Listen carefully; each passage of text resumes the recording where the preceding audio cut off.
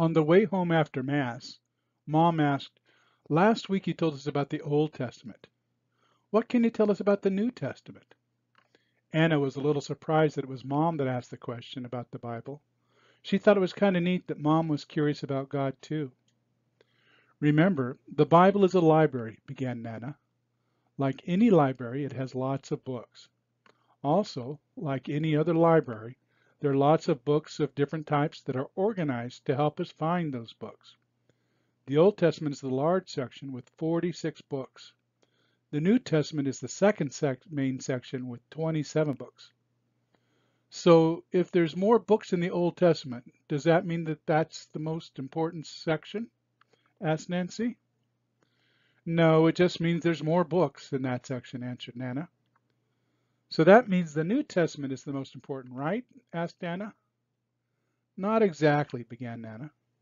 "The New Testament is the most important section, but the most important section is in the New Testament.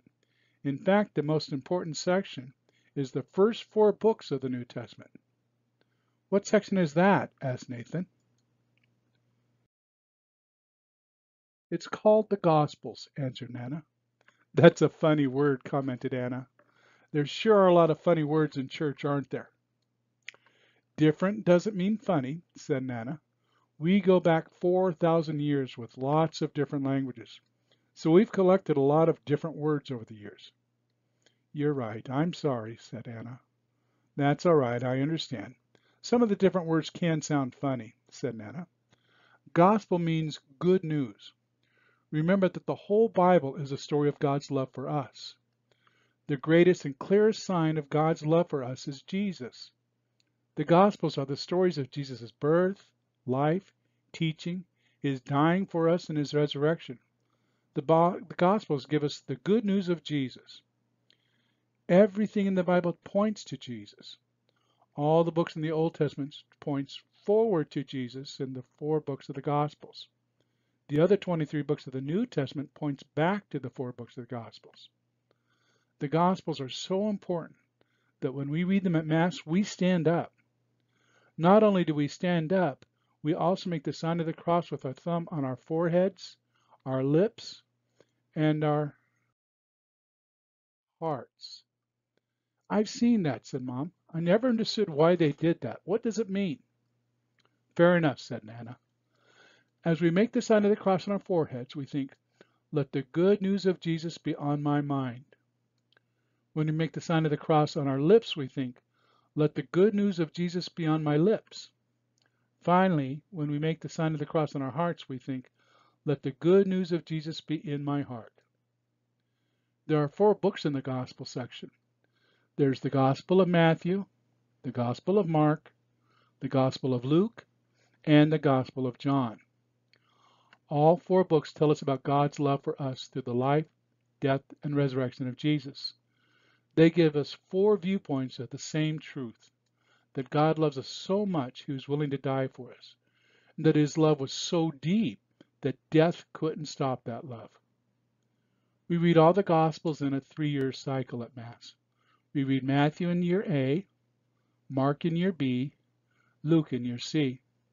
We read John in all 3 years, especially during Lent." "So why don't we just read the Gospels at Mass?" asked Nancy.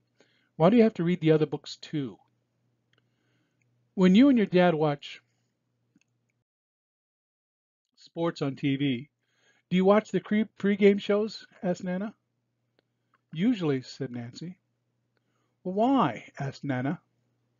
"Because when you watch the pre-game, you learn about what the game is about, plus you get to see which players are important and what to watch for," answered Nancy. "Oh, I get it. We read the other books so we can tell who and what to watch for." "Now I get it too," said Nathan. "It's like when we play a symphony in band. There's 4 movements. The first 3 movements set the stage for the final climax." "That's a great way to think of it," said Nana. "There's the first reading, usually from the Old Testament.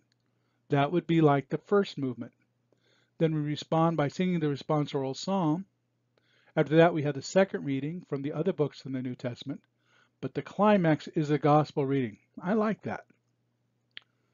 What about the other books in the New Testament? Asked Anna. What are they about? Remember when I said that listening to the stories in the Bible was like listening to love letters from God? Asked Nanna. Uh-huh, Anna answered. Everyone else was nodding their heads too. Well, most of the other books in the New Testament are not just like letters, they are letters, began Nanna. After Jesus rose from the dead, the good news began to spread all over. The disciples would send letters to the different people and communities. These letters would encourage the people even when things were hard. More than that, they told people how they could respond to God's love for us by loving God and loving the people around us. I'd like to read the Bible, but it would take a long time to read it all, said Nathan. Me too, said Anna, but some of the funny, different words would be hard for me to read. I have an idea, said Nanna. I read a little bit of the Bible every night anyway. Why don't we read the Bible together every night? We can read the readings for next Sunday's Mass after dinner. On Tuesdays, we'll read the first reading from the Old Testament. On Wednesdays, we can read the responsorial psalm from the Book of Psalms. Thursdays, we can read the second reading from the New Testament. Then on Fridays, we can read the Gospel reading. It'd only take 5 or 10 minutes a night. We wouldn't need to be in a hurry, so after 3 years, we will have read all the Gospels and most of the other books too. This way, when we go to Mass, we'll understand the readings better. What do you think? I like that, said Anna. Me too, said Nathan. Count me in, said Nancy. I'm in, said Mom. I'm in too, said Dad, but first we need to go into the house. We're home.